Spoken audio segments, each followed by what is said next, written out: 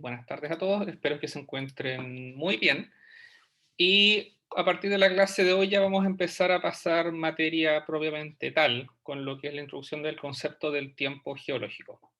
Antes de empezar la clase, ¿alguno tiene alguna duda, consulta, comentario que quiera hacer o que quieran resolver?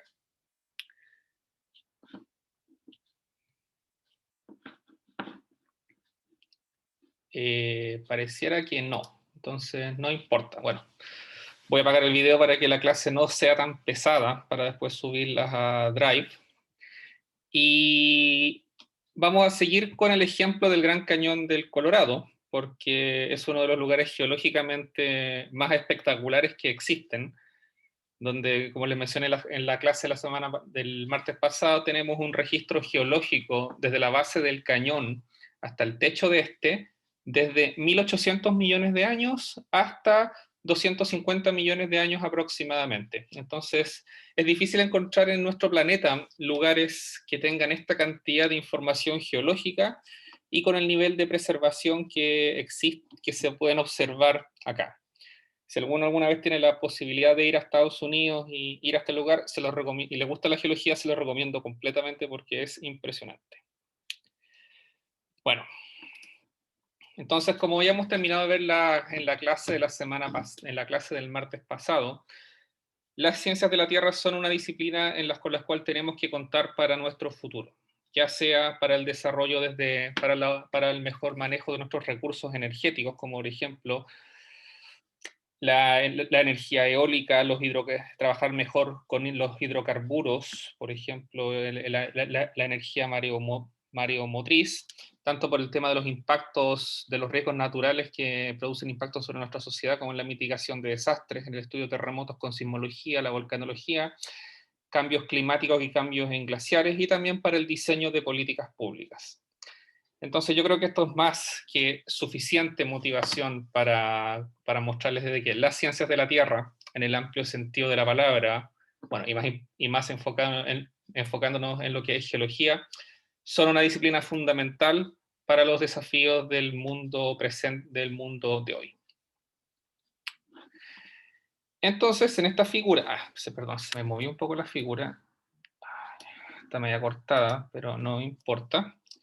En esta figura lo que vemos son, retomando algunas de las cosas que vimos la semana pasada, tenemos a diferencia de cosas como, por ejemplo, la ingeniería, donde se analizan máquinas o procesos que ocurren a escalas metros, a lo más kilómetros. Cuando uno trabaja en ciencias de la Tierra, tiene que trabajar con cosas que son muchísimo más grandes que nosotros, como por ejemplo nuestro planeta Tierra, que tiene un diámetro de 6.400 kilómetros aproximadamente, o cosas que son muchísimo más pequeñas que nosotros, como los átomos que se trabajan, o los isótopos que se trabajan en las disciplinas de geoquímica. Entonces tenemos una gigantesca cantidad de órdenes de magnitud, tanto en el tamaño de los objetos que estamos analizando, que pueden ir desde un yacimiento de cobre, un terremoto, una erupción volcánica, la formación de una cordillera, hasta la evolución química de minerales, de rocas o incluso de ciertos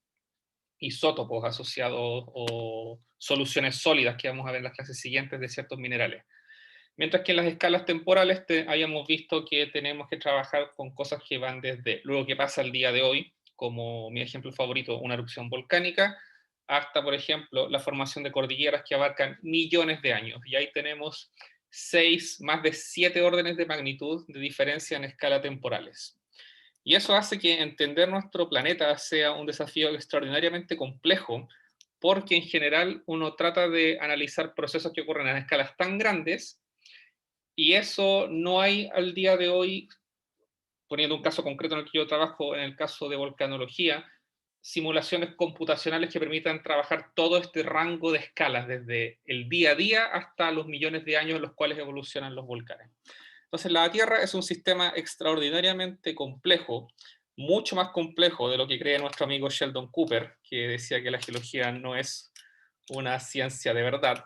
Pero en fin, eso es lo que él piensa. Bueno, es una serie una caricatura, así que es una cosa humorística. Pero el hecho que trabajemos con tantas escalas de magnitud de diferencia nos hace que entender muchos procesos sea muy difícil y que tengamos que hacer una cantidad gigantesca de simplificaciones para poder atacar en forma correcta estos procesos.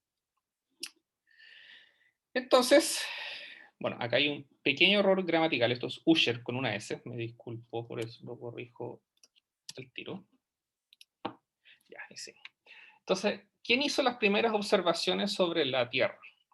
La presencia de cordilleras, los volcanes, los terremotos, los fósiles, los yacimientos minerales son cosas que la humanidad ha observado por miles de años. Y entonces, no es ninguna, el hecho de tener una curiosidad innata de entender cómo funciona nuestro planeta no es una cosa que aparezca a partir de la revolución científica después de Galileo en el siglo XVII, sino que va probablemente desde el inicio por ejemplo, el pensamiento filosófico con Aristóteles, en el siglo IV antes de Cristo. Entonces, Aristóteles, sin entrar en mayores detalles, quizá ustedes lo conocen como uno de los pensadores más importantes de la filosofía occidental, y dominó el pensamiento científico, teológico y naturalista hasta aproximadamente el Renacimiento. Y las explicaciones que daba Galileo sobre por qué sucedían los fenómenos terrestres no eran muy convincentes. Por ejemplo, podía decir, ¿por qué cae una masa hacia la Tierra? Bueno, porque es la voluntad de la masa caer hacia la Tierra. Son cosas que no tenían asociadas a un raciocinio científico de plantear una hipótesis, realizar un experimento, validar la hipótesis o mejorar la hipótesis o rechazarla.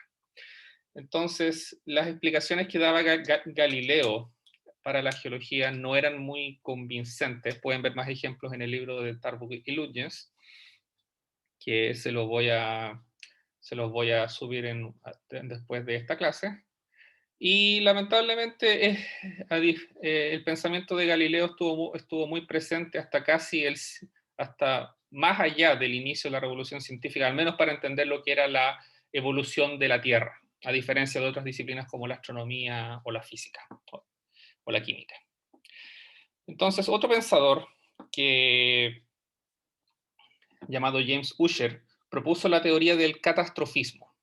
Y en esta teoría, en la cual él atribuía que muchas cosas que se observan en nuestro planeta estaban asociadas a eventos, como dice el nombre, bastante evidente, a eventos catastróficos, como por ejemplo, la colisión de un asteroide de dos planetas podría haber producido un gran impacto y generar, no sé, gigantescos cráteres en la Luna, por ejemplo, o en la Tierra, los cuales ya no se ven. Por ejemplo, él podía atribuir que la presencia de cañones se podía ver, de grandes quebradas y cañones, se podía atribuir a eventos catastróficos como gigantescas inundaciones, etc. Pero tampoco era una teoría que tampoco seguía un raciocinio científico de plantear una teoría, contrastarlo con observaciones, validar o refutar la teoría, y si la teoría es validada, es mejorada con subsecuentes observaciones. Pero la geología moderna, como tal, parte con esta persona que está acá, que se llama James Hutton, que es un pensador que era un naturalista un poquito antes de la época de Darwin y de Humboldt, que eran los más grandes naturalistas del siglo XIX. Y en este tratado, llamado Teoría de la Tierra, él sienta las bases de lo que es la geología como disciplina moderna. Primero, porque al tener ilustraciones ilustra en forma clara, analiza en forma sistemática, por ejemplo, la distribución de las capas de roca que observaba en varios lugares del mundo. Yo asumiría que esto puede ser por la vegetación en algún lugar del medio cerca del Caribe, medio tropical, y propone dos conceptos que son fundamentales para el entendimiento de los procesos geológicos, que uno es el uniformitarismo, que como veremos en la diapositiva siguiente, las cosas no suceden al azar, sino que suceden por los mismos principios físicos, químicos, biológicos que se observan al día de hoy. Y la segunda, una gran extensión del tiempo geológico. El tiempo geológico es muchísimo más largo que lo que cualquier persona o cualquier predecesor al ser humano o a los neandertales o al australopithecus o a cualquiera de nuestros antecesores animales ha visto. ¿Saben cuál es la edad de la Tierra? ¿Alguien sabe? todo, si creen algo y no están 100% seguros, también pueden decirlo. Si acá no hay, estamos para aprender. ¿4.600 millones de años? Aproximadamente, sí, aproximadamente. 4.400 es el número que manejo yo. Entonces, 4.400 millones de años son como 10 órdenes de magnitud en duración temporal respecto a lo que es un año de vida humana. Entonces, es una cantidad gigantesca de tiempo y que para lo cual a muchas personas que vienen de otras disciplinas les cuesta un poco entender cosas que pasen a esas escalas. Entonces, él fue la primera persona en reconocer que el tiempo geológico y los procesos que ocurren a escala geológica ocurren a unas escalas muchísimo más largas que lo que que lo que habían sugerido sus predecesores. Si no me equivoco, James Ussher había propuesto que la edad de la Tierra era algunos miles de años asociados, por ejemplo, a los eventos de lluvia del Arca de Noé en la historia, en lo que es la Biblia. Entonces, significó un cambio gigantesco en la comprensión de la evolución de del raciocinio de cómo aproximarnos al entendimiento de nuestro planeta. Entonces, ¿en qué consiste este principio fundamental del uniformitarianismo? No vamos a emplear poderes que no sean naturales para el mundo, no se admitirán medidas excepto aquellos de los cuales conocemos el principio. Esto lo único que quiere decir es que vamos a utilizar exactamente las mismas leyes físicas, químicas y biológicas que actúan hoy, lo han hecho también en el pasado. Eso quiere decir, si tomamos la mecánica de Newton, que muchos de ustedes estudiaron hace un año aproximadamente, si es que no me equivoco con respecto a cómo van con las mallas de plan común, la misma física de Newton, las mismas leyes del movimiento de Newton, o por ejemplo en el caso de la química, las leyes de la termodinámica, como la energía, la constante de equilibrio y la energía libre de Gibbs, estos principios físicos y químicos, bueno, y en el caso biológico, no soy biólogo, así que no supongamos que es la teoría de la evolución, estos principios actúan hoy, han actuado hace 1.000 millones de años, hace 5.000 millones de años, hace 14.000 millones de años cuando se creó el universo desde el Big Bang, y por lo tanto no hay ninguna razón por la cual suponer que en la historia geológica del pasado tenemos que invocar tenemos que invocar teorías completamente distintas para entender lo que pasa. Y el mejor ejemplo de esto puede ser si tomamos rocas volcánicas, si tomamos rocas que parecen que son rocas volcánicas muy similares en su composición química o textural respecto a una roca volcánica de un edificio como los Nevados de Chillán, del cual al día de hoy está saliendo una colada de lava pequeña. Entonces esas rocas fueron expulsadas, eruptadas en un volcán bajo las mismas condiciones que lo están haciendo en los nevados de Chillán al día de hoy. Y eso se aplica para todo. La clave para entender el pasado, de acuerdo al uniformitarianismo, es el presente, en el sentido de que las mismas leyes y principios determinísticos, en el caso de la física y la química, que hemos desarrollado, que ha desarrollado el hombre, nos permiten entender los procesos que han ocurrido en el pasado geológico.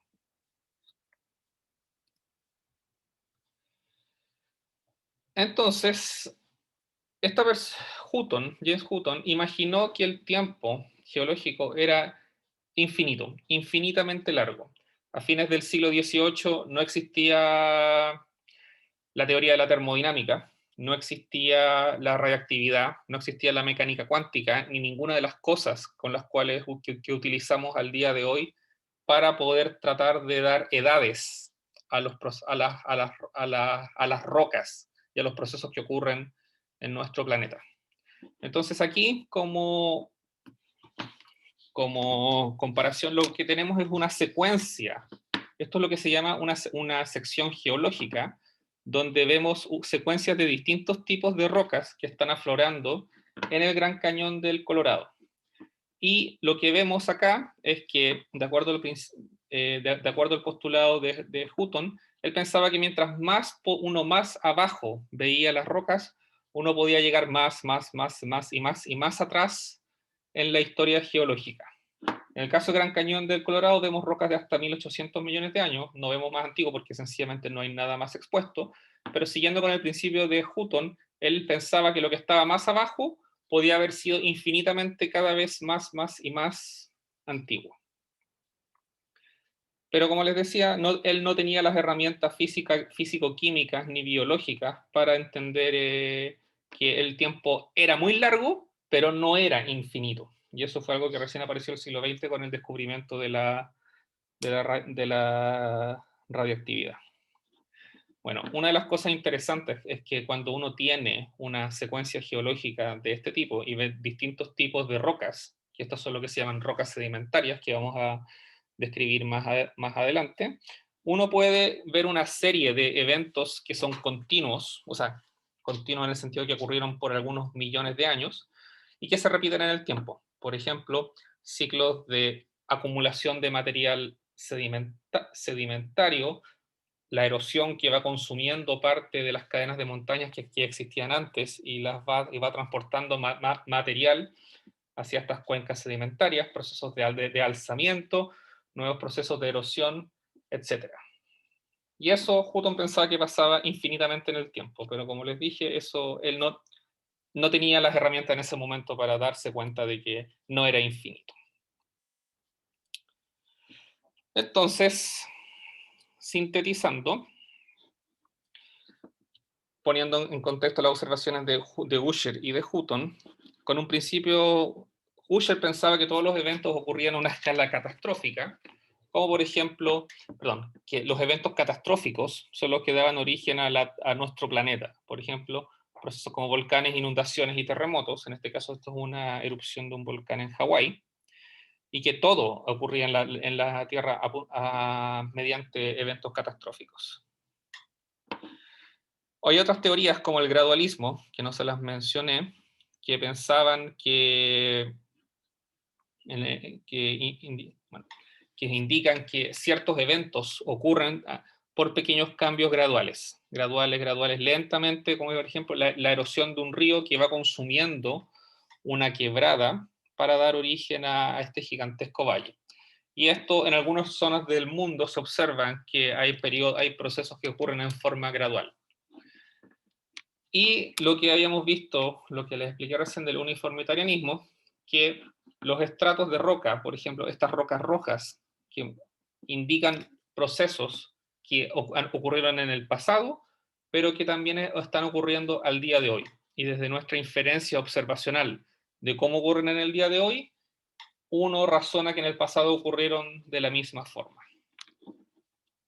Y también en el registro geológico vemos que muchos procesos tampoco ocurren en forma gradual, tampoco ocurren en forma completamente catastrófica, sino que por una combinación entre medio de estos dos.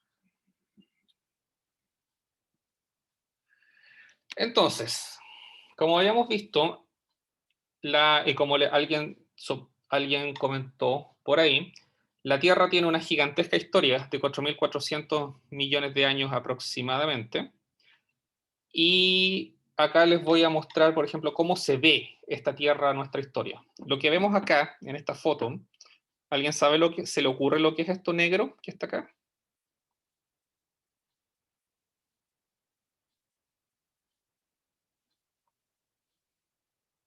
¿Lava volcánica?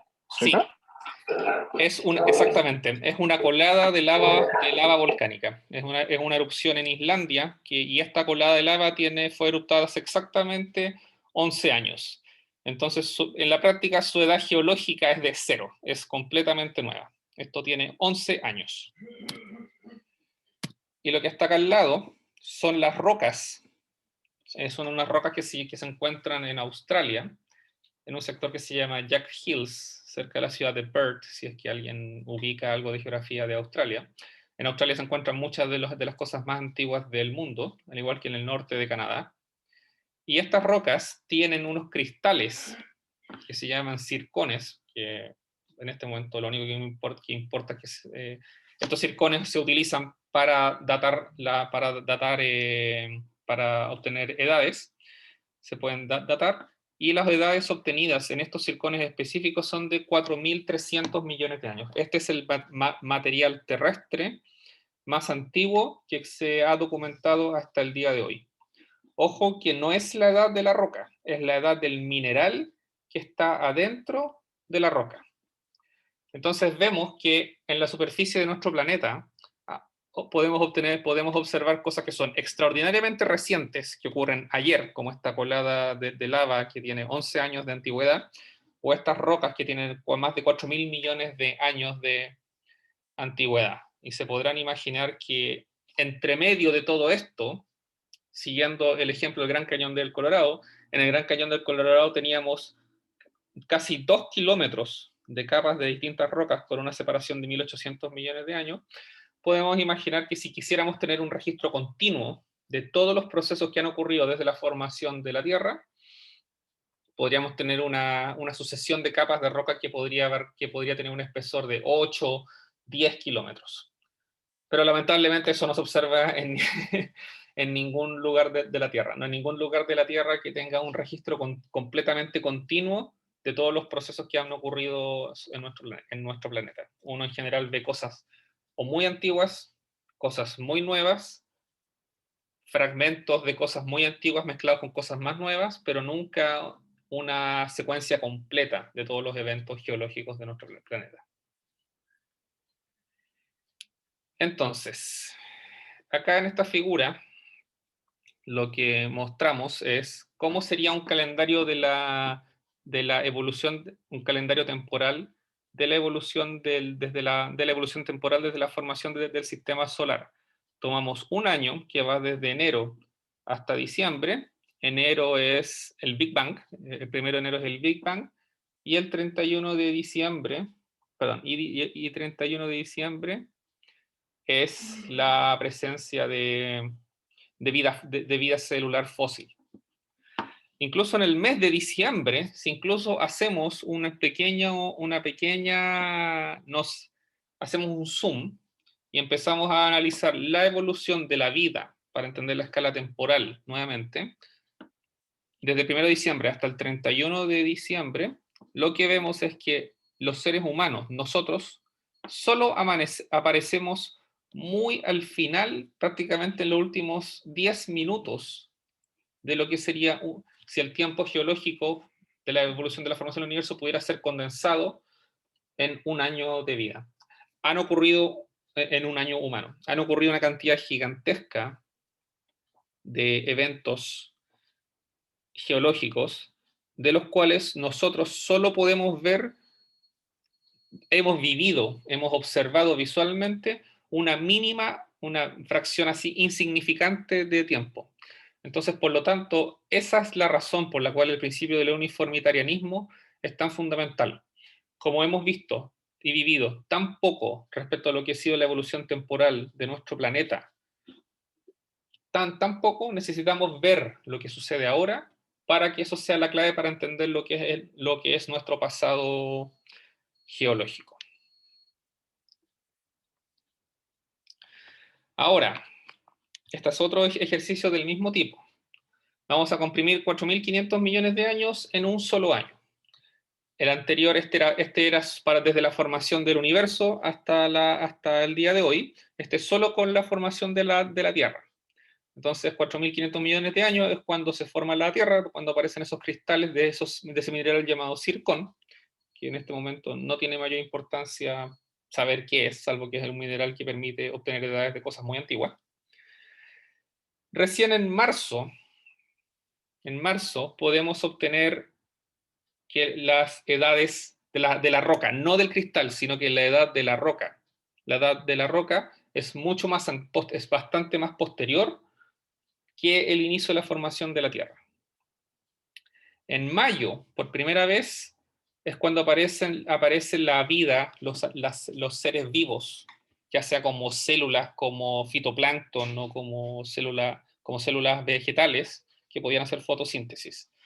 O sea, prácticamente en la mitad, o casi en el primer tercio, llegando a la mitad de lo que es la historia de la Tierra. A fines de noviembre, o sea, muchísimo después, es cuando las plantas y los animales terrestres emergen a la superficie de la Tierra. O sea, tenemos una cantidad gigantesca de procesos geológicos que han ocurrido en nuestro planeta, en los cuales prácticamente no había ningún tipo de vida, de vida que pudiera interactuar con ellos. Los depósitos de carbón, gigantescos depósitos de carbón que se observan, no en nuestro país, pero en otros lugares del mundo, que dan origen a un periodo del tiempo geológico llamado el Carbonífero, tienen 300 millones de años. Y 300 millones de años es menos del 10% de la edad de la Tierra. Entonces, por eso aparecen en los primeros días de diciembre. Los dinosaurios duraron desde los aproximadamente 150 a 65 millones de años, aproximadamente, y desaparecen casi al final de diciembre. Y solo en el 31, como les vimos en la figura anterior, solo en el 31 de diciembre, justo antes del día de Año Nuevo, cuando uno ya está empezando a ponerse feliz de que llega el Año Nuevo, es cuando aparece la humanidad. Nuevamente, hemos visto muy poco de lo que es la evolución de nuestro planeta, un periodo de tiempo completamente despreciable respecto a la escala temporal de esta casa en la que donde vivimos. Entonces, el presente es la clave para entender el pasado. Ahora, esto que yo les he dicho, que la Tierra es muy antigua, etcétera, algunos de ustedes deben pensar, ya, pero tiene que tener una clasificación más bien establecida. Y sí, esa clasificación existe y se conoce a lo largo de lo que se llama una escala de tiempo geológica, que en general es una escala de tipo logarítmica. En la jerga técnica se llama la Carta Cronoestratigráfica Internacional, y va desde el presente hasta los 4.600 millones de años. La escala de tiempo geológica está dividida en eones, eras, periodos, épocas y edades. Principalmente, las principales divisiones, la principal división que uno hace entre eones ocurre en un punto a los 540 millones de años aproximadamente, que se conoce como el eón fanerozoico, mientras que los eones anteriores se conocen genéricamente como precámbricos. ¿A alguien se le ocurre qué pasó a los 540 millones de años? ¿Por qué esta distinción tan arbitraria en ese momento? ¿No era cuando la vida como que empezaba como a generarse como muchas formas de vida así como distintas? Exactamente, esa es la razón. Esa es la razón. Este periodo que está acá se conoce como lo vamos a ver más adelante, se conoce como la explosión cámbrica, en este periodo que se llama el Cámbrico. Y es efectivamente, es el momento en el cual se multiplican las formas de vida, ya más allá de algo unicelular, sino que como todo tipo de insectos, por ejemplo, crustáceos marinos, etc. Entonces, en este momento, cuando aparece la vida en cantidades, cuando explota la aparición de la vida, es cuando uno hace una de las mayores distinciones en lo que es el tiempo geológico y clasifica todo lo que viene después, se conoce como el fanerozoico, y todo lo que viene antes de ello se conoce como el precámbrico. Pero la aparición de la vida son 540 millones de años de 4.600, o sea, como un poquito más de como el 12% aproximadamente. Entonces, lo que pasa es que, y si se fijan, en los 540 millones de años hay una distinción, hay una separación muchísimo más detallada del tiempo geológico. Y eso es porque mientras más atrás vamos, la información es cada vez más fragmentada. Hay menos roca, hay menos lugares donde los cuales uno puede ir para analizar estas rocas. Han pasado más eventos donde estas rocas han sido erosionadas y transportadas a otros lados, por lo tanto ese material ya no existe. Entonces hay mucho menos detalle en lo que es una carta geológica, en lo que es la evolución geológica del tiempo, en lo que es la separación del tiempo geológico. Entonces, por lo tanto, todo lo que ocurre antes del fanerozoico tiene muchísimo menos detalle que lo que ha ocurrido posteriormente a la explosión cámbrica. Y nosotros clasificamos después esto es fanerozoico. Bueno, esto en este curso vamos a hablar muy poco de ello porque al menos en nuestro país casi prácticamente no hay rocas de esta edad, nada, así de simple. Pero este eón fanerozoico lo podemos después clasificar en distintas eras, que son el Cenozoico, el Mesozoico y el Paleozoico. Nuevamente, ¿a alguien se le ocurre por qué puede haber esa distinción? El Cenozoico, perdón, de 66 millones hasta 66 millones de años, el Mesozoico hasta 200 y el Paleozoico hasta 500, perdón, el Mesozoico hasta 250, me equivoqué, y después el Paleozoico hasta 540. ¿A alguien se le ocurre por qué?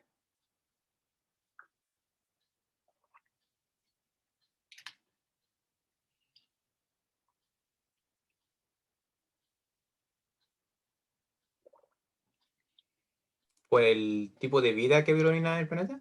Nuevamente, exactamente. Exactamente. Va por ahí la respuesta. En el Paleozoico, perdón, en el Paleozoico en general los tipos de vida eran animales casi sin huesos, muchos o con pocos huesos, muchos peces, muchos insectos, muchos crustáceos, etc. Y a fines del Fanerozoico, perdón, del Paleozoico, ocurre una extinción masiva, donde desaparece el 95% de la vida terrestre. Lo vamos a ver después por qué. Una extinción masiva y un cambio completo en el estilo de vida. Y el Mesozoico es cuando aparecen los dinosaurios. Y de los dinosaurios se extinguen, como muchos quizás saben, si han visto películas como Parque Jurásico, a los 66 millones de años se infiere que por el choque de un asteroide, perdón, de un meteorito, que produjo un cambio climático gigantesco. Y en el Cenozoico es cuando aparece la vida moderna con mamíferos en vez de reptiles. Entonces, nuevamente, la evolución del tiempo geológico está dividida de acuerdo a la presencia o de cambios de algunos eventos catastróficos que han producido cambios gigantescos en los seres vivos que habitan nuestro planeta. Si les interesa más ese tema, eso es lo que hacen los paleontólogos, entender cómo vivían los seres vivos que vivían hace millones de años. Y eso lo hacen excavando fósiles en distintas rocas. Luego tenemos que cada uno de nuestros eras se puede clasificar en distintos periodos que abarcan periodos más cortos de tiempo, como por ejemplo el carbonífero y el pérmico. ¿A alguien se le ocurre qué quiere decir carbonífero?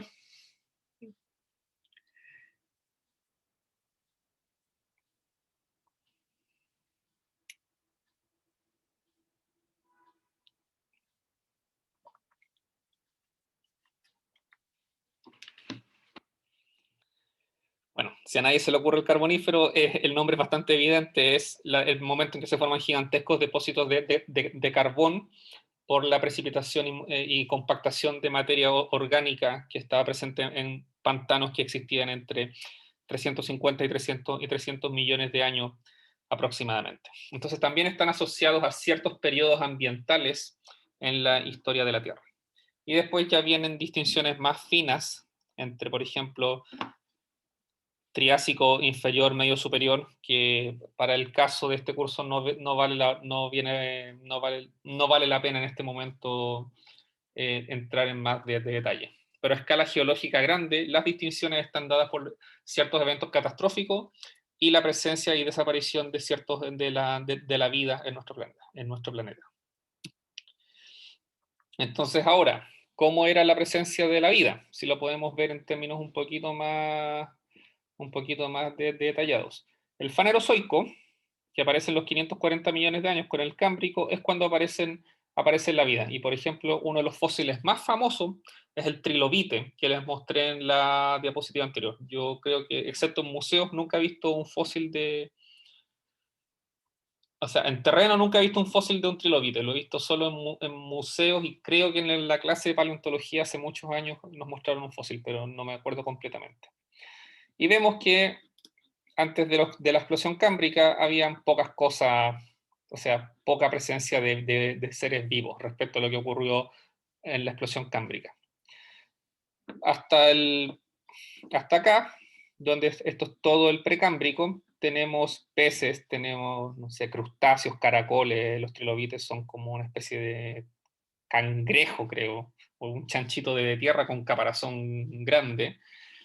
Y después en el Mesozoico, en el Mesozoico de los 250 hasta los 65, es cuando aparecen todos los dinosaurios. Y posteriormente, en los últimos 65 millones de años, que es cuando se forman las grandes cadenas de montañas de la Tierra, como los Himalayas o los Andes, es cuando aparece la vida, empiezan a aparecer los mamíferos. Entonces, bueno, esto remarca lo que habíamos visto en la diapositiva anterior, pero en una forma gráfica un poco más didáctica. Entonces ahora, siguiendo con la clasificación de la escala del tiempo geológico, lo que más nos va a importar es nuestro fanerozoico, porque acá es donde aparece la vida en gran escala, los primeros organismos que tienen concha. Y acá vemos en detalle todos los animales, la vida que aparece, que domina las rocas de esos distintos periodos geológicos. Por ejemplo, trilobites, peces de todo tipo, algunos anfibios, pero todavía algunos primeros reptiles, en el Mesozoico aves y dinosaurios, y los mamíferos en el periodo Cenozoico. A la derecha lo que muestro es lo que se conoce como un mapa geológico, donde uno pone las rocas que se observan en terreno y las clasifica por su edad o por su tipo de roca. Lo vamos a ver más adelante cuáles son los tipos de roca. ¿A alguien se le ocurre? Esto es del norte de Chile, va desde Arica hasta aproximadamente La Serena. Sí, hasta La Serena aproximadamente. ¿A alguien se le ocurre, si tuviera que clasificar la edad promedio, perdón, la edad vieja más promedio, ¿hasta qué edad creen que abarcan las rocas del norte de Chile, en promedio, respecto a la escala geológica que se observa a la izquierda? Son en promedio más jóvenes que 100, 200, 300, 400, 500, 600 millones de años. ¿Qué creen ustedes?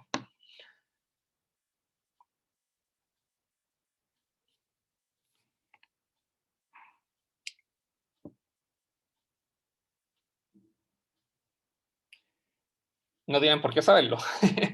Pero ¿qué creen? ¿Qué se les ocurre?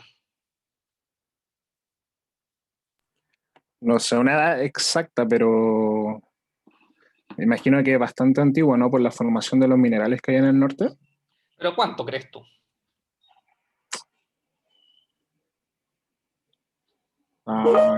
400 millones de años. Ya, 400. Ok. ¿Alguien más se le ocurre un número?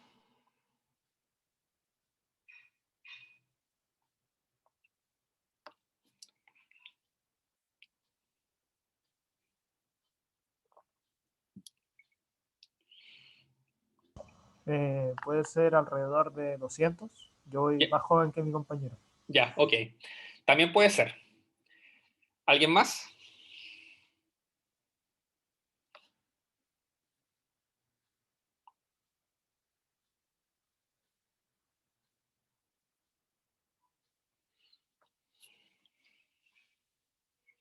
Bueno, no importa. Parece que nadie más se atreve a sugerir. La respuesta está entre medio. Las rocas del norte de nuestro país son en promedio, nuevamente, en promedio, más jóvenes que 300 millones, en particular, 300, me equivoqué acá un poquito, más jóvenes que 300 millones de años. El promedio de las rocas de nuestro país son más jóvenes que 300 millones de años. Hay rocas más antiguas, hay rocas que tienen edades de hasta casi 500 millones de años, pero el 95% de todo lo que uno observa acá es más joven que 300 millones de años. Entonces, en nuestro país, en el territorio de nuestro país, solo vemos menos del 10% de lo que ha sido la evolución de la Tierra. Entonces, eso es porque estamos en una zona donde tenemos, eso es lo que se llama un margen activo, donde los procesos que dan origen a los volcanes, que son los mismos que dan origen a los yacimientos de cobre y que son aproximadamente los mismos que dan origen a los terremotos que azotan nuestro país frecuentemente, han hecho que muchas de las rocas más antiguas hayan sido removidas y por lo tanto nos hemos quedado con una geología muy reciente. Si uno pasa hacia Argentina, en Argentina uno ve rocas que ya llegan hasta 2.000 millones de años. Pero si nos ceñimos solamente a lo que es el borde geográfico de nuestro borde político de nuestro país, el grosso de lo que vemos tiene menos de 300 millones de años.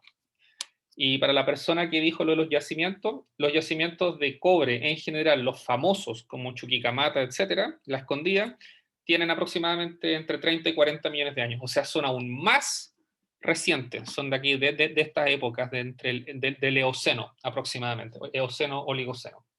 Entonces en nuestro país tenemos la parte más reciente del registro geológico.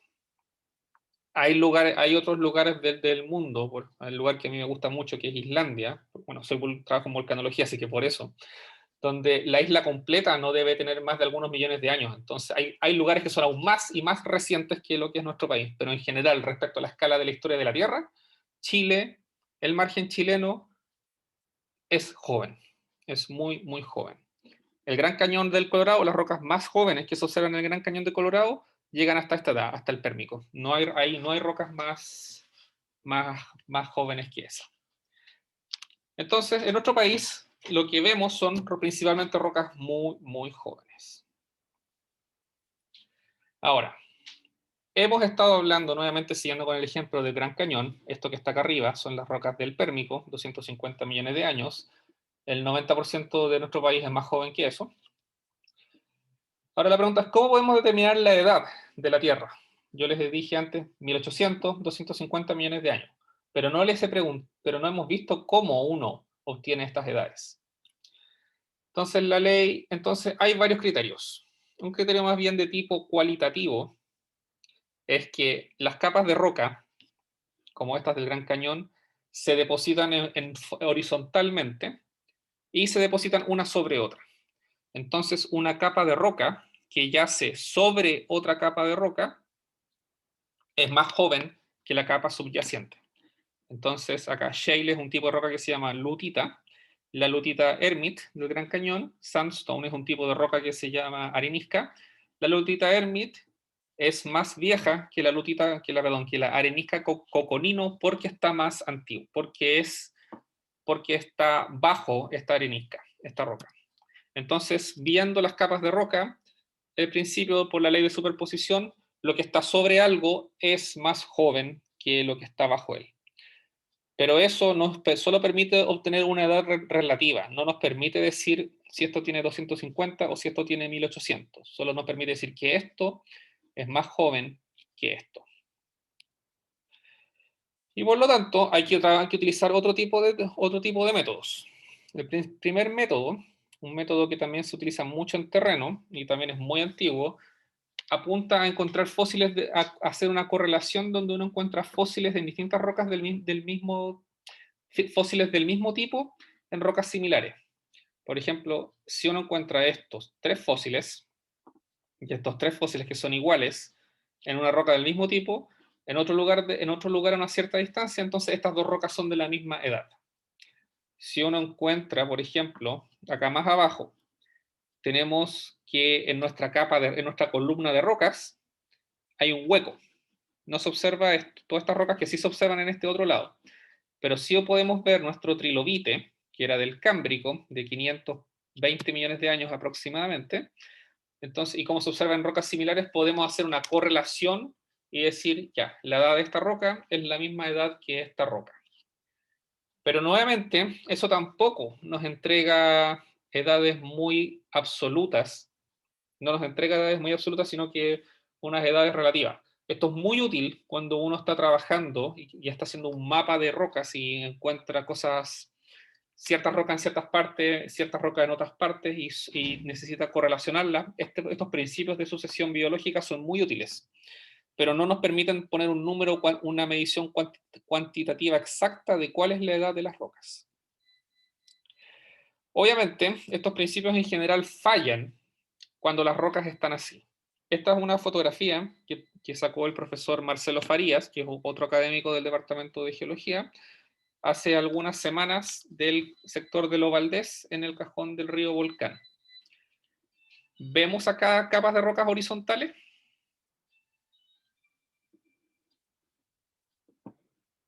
No. No, No. exactamente. Acá las capas de roca ya no están horizontalmente, están verticales. Entonces, ¿qué creen que pasa?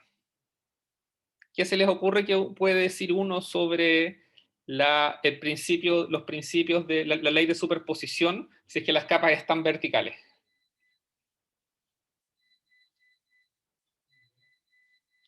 Se empiezan a mezclar y las demás arriba dejan de ser las más jóvenes. Por ejemplo, pasa eso. Entonces, estos principios de superposición solo funcionan cuando tú estás 100% seguro de lo que está arriba de algo. Tú puedes establecer que algo está arriba de algo. Que lo que está arriba de algo es más joven que lo que está bajo él. Pero cuando las capas están verticales, como ocurre en este lugar, en Baños Morales, a 3 horas de Santiago, esto es uno de los lugares más impresionantes geológicamente que hay cerca de nuestra ciudad. Cuando uno empieza a ver esto, ahí uno tiene que empezar a utilizar otros tipos de criterios, que vamos a ver más adelante, para poder establecer la edad relativa de las rocas y de los fenómenos geológicos. Entonces, estos principios requieren ser modificados cuando uno trabaja con rocas que están levantadas y no horizontales como acá en Baños Morales a 3 horas de Santiago. Otro tipo de eventos, de cosas que podemos utilizar para establecer sucesiones, la temporalidad relativa de los eventos, es utilizar relaciones de corte. Y es decir, que si algo corta a algo, por ejemplo, tenemos esta roca roja, que les soplo, es una arenisca roja, una roca sedimentaria, no tienen por qué saberlo el día de hoy, y vemos esta cosa negra que aparece en el medio. Y esta cosa negra corta a toda la secuencia de rocas rojas.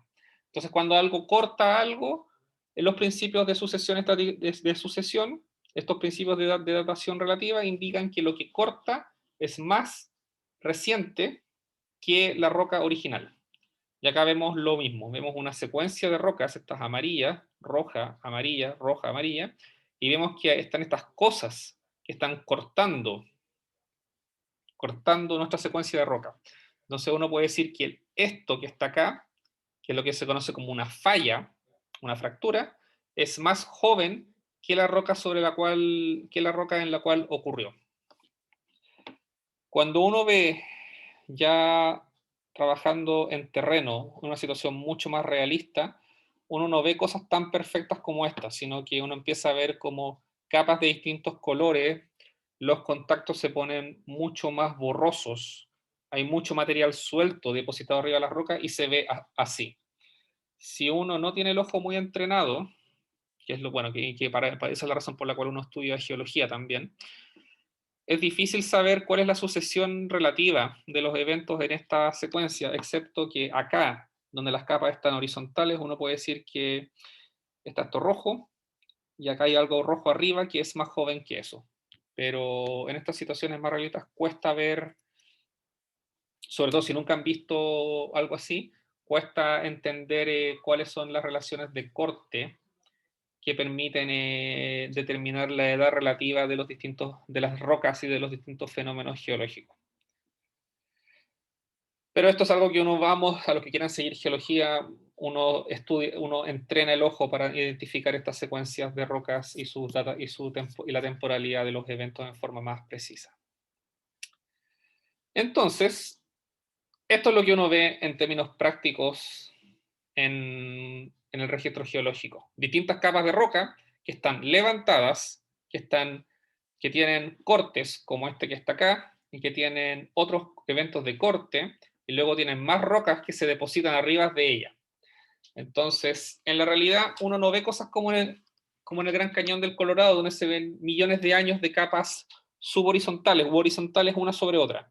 Uno en general, lo que observa en un lugar promedio del mundo, independiente si tiene 3.000 millones, 2.000 millones, 100 millones, 50 millones, observa una sucesión de eventos, como la que se observa acá, en la cual uno tiene una secuencia de rocas que fue depositada, esta que está en rojo, luego se deposita otra secuencia que son estas amarillo, naranjo, esto que está acá, luego este rojo, y después esa secuencia es basculada, inclinada. Luego uno corta por una fractura, que es esta línea que está en X. Luego uno deposita esta capa que está en amarillo, y como esta cosa que está en negro, que es lo que se llama un dique, que es una roca ígnea, vamos a verlo después en el curso, corta a la secuencia, a la roca anterior, entonces esto es más joven que lo que está arriba. Pero como arriba hay rocas que están depositadas horizontalmente sobre esto, entonces la roca, entonces esto es, lo que está arriba es más joven que esta roca negra inclinada. Entonces, utilizando estos principios de superposición horizontal, más las relaciones de corte que uno observa con las rocas, es cuando uno puede obtener la temporalidad relativa de los eventos.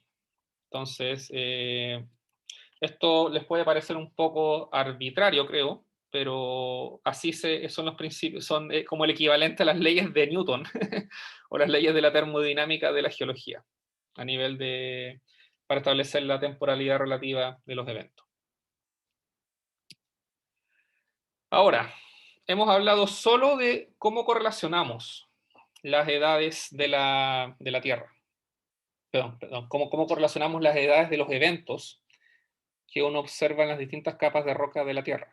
Pero todavía no hemos llegado al momento de ponerle un número y decir, esto tenía 50, esto tiene 300, esto tiene 1800 millones de años. No, todavía no hemos llegado a eso. Y para eso hay que utilizar la física y la química. La inferencia observacional cualitativa de las relaciones de corte y de los principios de superposición no nos permiten determinar cuál es la edad exacta de una roca. Y para eso, como les dije, tenemos que utilizar los primeros intentos para establecer la edad de una roca, que en verdad fue tratar de establecer la edad de la Tierra. Se los debemos a esta persona que está acá, que es Lord Kelvin, que es uno de los más grandes matemáticos y físicos del siglo XIX, quien utilizó la ecuación de difusión del calor, que algunos de ustedes, que supongo que todos vieron en los cursos de plan común, en este momento no importa cómo se resuelven, para eso pueden tomar un libro de ecuaciones diferenciales. Y el raciocinio que hizo Lord Kelvin es que en algún momento del inicio de la formación de la Tierra, nuestro planeta parecía más bien un océano de roca fundida. Y este océano de roca fundida se fue enfriando, se fue solidificando, y al solidificarse empezó a perder calor, se fue enfriando.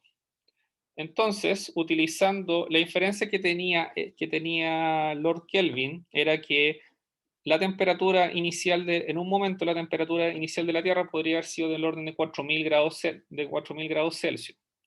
Y el perfil de temperatura a lo largo de la Tierra, que es este que a los 10 millones de años, iba a ir bajando. La diferencia de temperatura iba a ir bajando.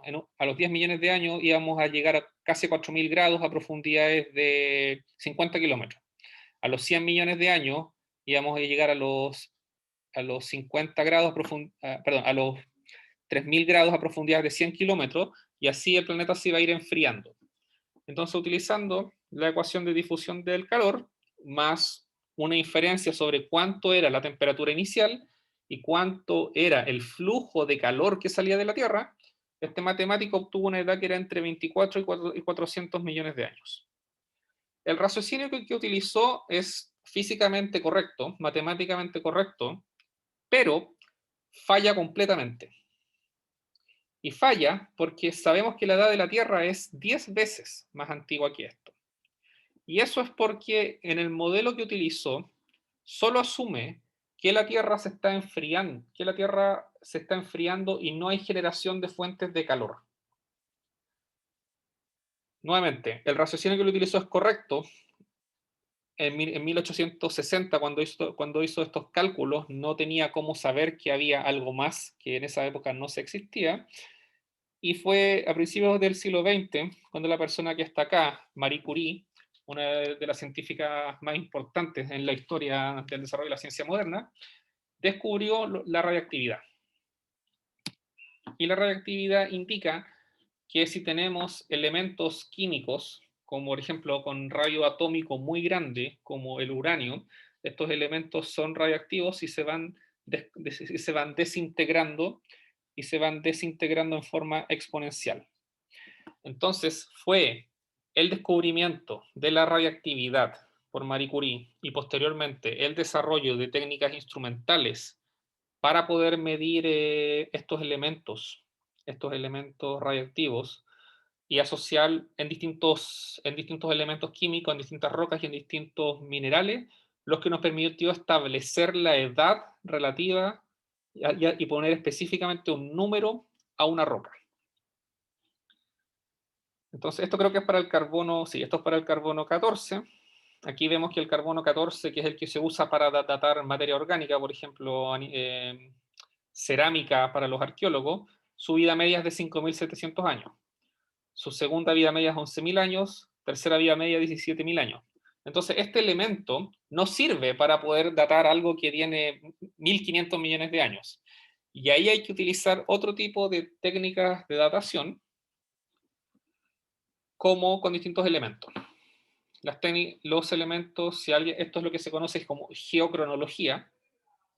Es una disciplina muy importante en la geología porque apunta al desarrollo de técnicas de laboratorio e instrumentales para poder obtener edades precisas de distintos eventos geológicos. Se pueden medir en una cantidad enorme de instrumentos, por lo tanto, si uno quiere saber de geocronología, tiene que tener también nociones de física cuántica y de química. Esto en el departamento de geología, esto es lo que se llama un instrumento, un ICP masa, un espectrómetro de masa con ionización por argón, que permite obtener edades de rocas. Y es, si no me equivoco, el único instrumento de este tipo que hay en Chile. Entonces, dependiendo del tipo de roca que uno quiera datar, uno puede utilizar una cantidad enorme de isótopos. El carbono 14 que les mencioné antes, su vida media es tan corta que solo sirve para datar cosas muy recientes, de hasta 30.000 años. Si uno quiere datar, en general, para datar cosas antiguas, uno utiliza uranio. El mismo uranio que se utiliza como material enriquecido en los reactores nucleares, como tiene una vida media tan larga, es lo que se utiliza para datar estas rocas más antiguas. Y hay otros elementos como el torio 232 que tienen una vida media que es casi o un poquito más larga que la edad del sistema solar, perdón, que la edad del universo. Entonces uno puede, dependiendo del material que uno date, si es una roca volcánica, si es un pedazo de cerámica, si es una roca muy, muy antigua, uno puede utilizar alguno de estos isótopos, potasio, uranio, torio, rubidio, carbono, que producen un producto. Por ejemplo, el potasio argón es una técnica que se utilizaba mucho hasta hace algunas décadas para datar rocas volcánicas. El uranio plomo es el rey en la datación de rocas antiguas y lo va a seguir siendo por muchísimo tiempo.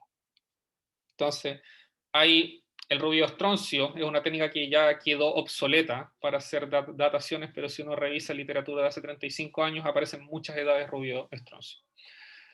Entonces, es gracias a la radiactividad que uno puede obtener la edad absoluta de las rocas, al datar minerales que tienen algunos de estos isótopos que se descomponen,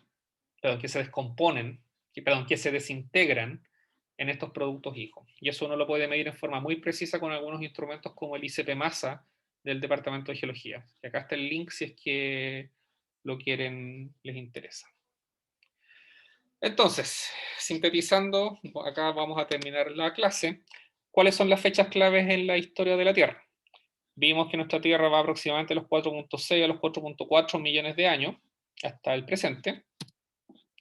Pasamos a la formación del sistema solar.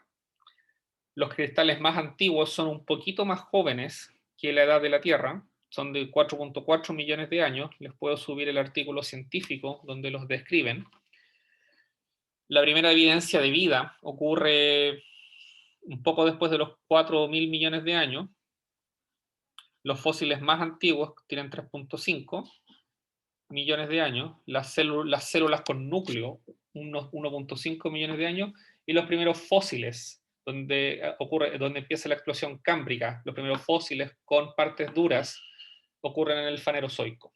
Entonces, lo que uno ve en general en el registro geológico es solo una fracción de todo esto que hemos visto, de toda esta gran cantidad de fenómenos que han ocurrido a lo largo de la historia de nuestro planeta. Y en particular en el caso de nuestro país, solo vemos esto que está acá.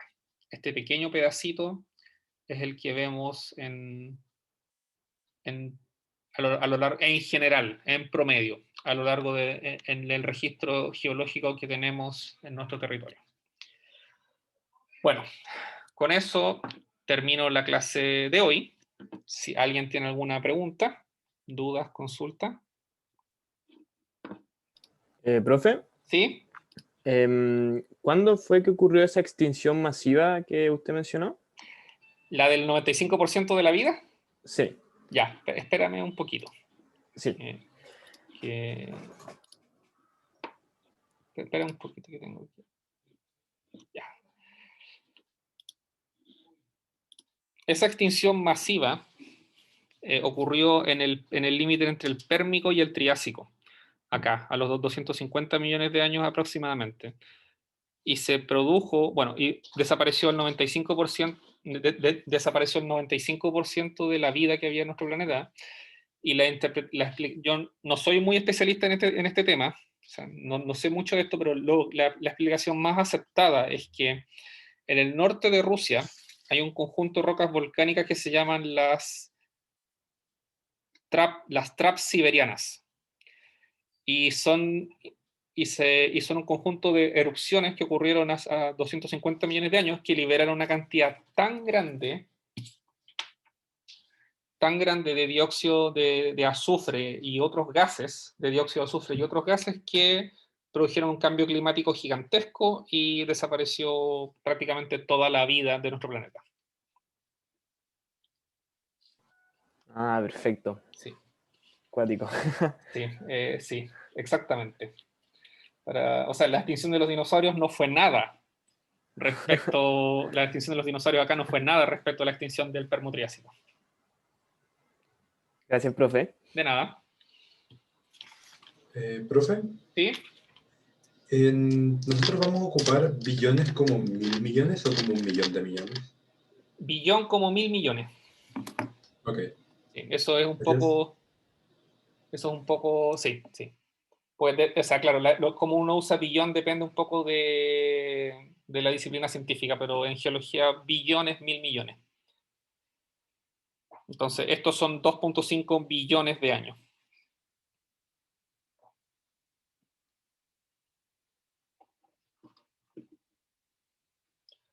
¿Más consultas? ¿Preguntas?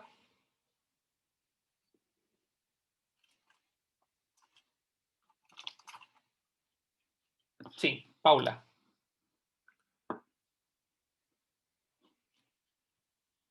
Adelante, Paula. Profe, yo tengo una duda respecto de las relaciones de cortes, que como que se me cortó la conexión ahí y no entendí bien cómo se observaban. ¿Esta o esta? ¿Esta? No, la anterior. ¿Esta? ¿Esta? Sí, esa. Ya. Entonces, habíamos visto que el principio de superposición, la ley de superposición nos indica que las rocas se depositan en forma horizontal y una roca que está arriba de otra es más joven que la roca que la subyace. Y las relaciones de corte nos indican que cuando tenemos algo que corta en forma abrupta, como esto que está acá, que es otro tipo de roca, eso es más joven. O, por ejemplo, acá, donde tenemos esta fractura, o sea, si uno mide el espesor de esta roca acá, es el mismo espesor que esta roca de acá. Entonces, es exactamente el mismo material. Y está desplazado por el movimiento de esta fractura, que es lo que se llama una falla en geología. Entonces, si tenemos que algo corta a una roca que está horizontalmente, que fue depositada en forma horizontal, entonces ese corte es más joven que la roca previa. Y la foto de abajo lo que muestra es cómo se ve, esto es en el Valle del Río Tránsito, al interior de Vallenar, cómo se ven los estratos en verdad. roca, y en verdad se ven de una forma mucho más confusa, porque hay más variedad de rocas, hay más material suelto que tapa algunas partes donde están las rocas, entonces cuesta mucho más en terreno identificar estas relaciones de corte, que en estos dos casos de arriba son como bien de laboratorio.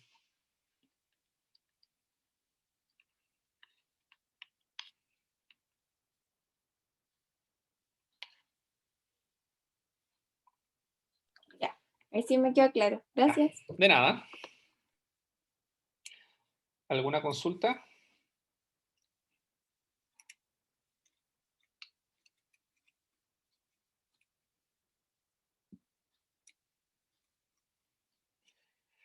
Una pregunta. ¿Ustedes, cómo está su nivel de inglés? ¿Pueden leer en inglés? ¿Pueden leer en inglés o no? No es porque les vaya a evaluar nada en inglés, sino es solo para saber si les subo material a cursos y está en inglés, ¿lo podrían entender? Como material complementario, no como algo obligatorio del curso.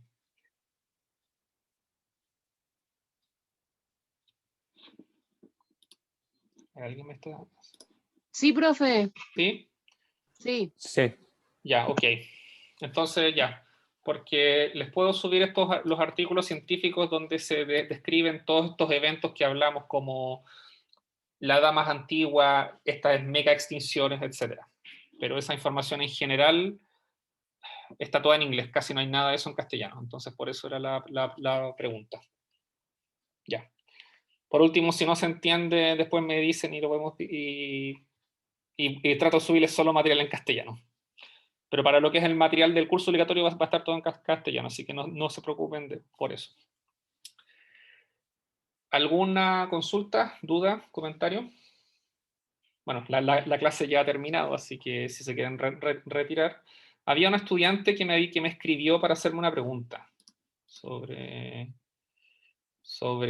geología versus geofísica, así que bueno, hemos terminado la clase, así que los que quieren retirarse se pueden retirar, pero si esa estudiante está conectada, le puedo responder la pregunta al tiro. Hola, profe, sí, Claro. yo era.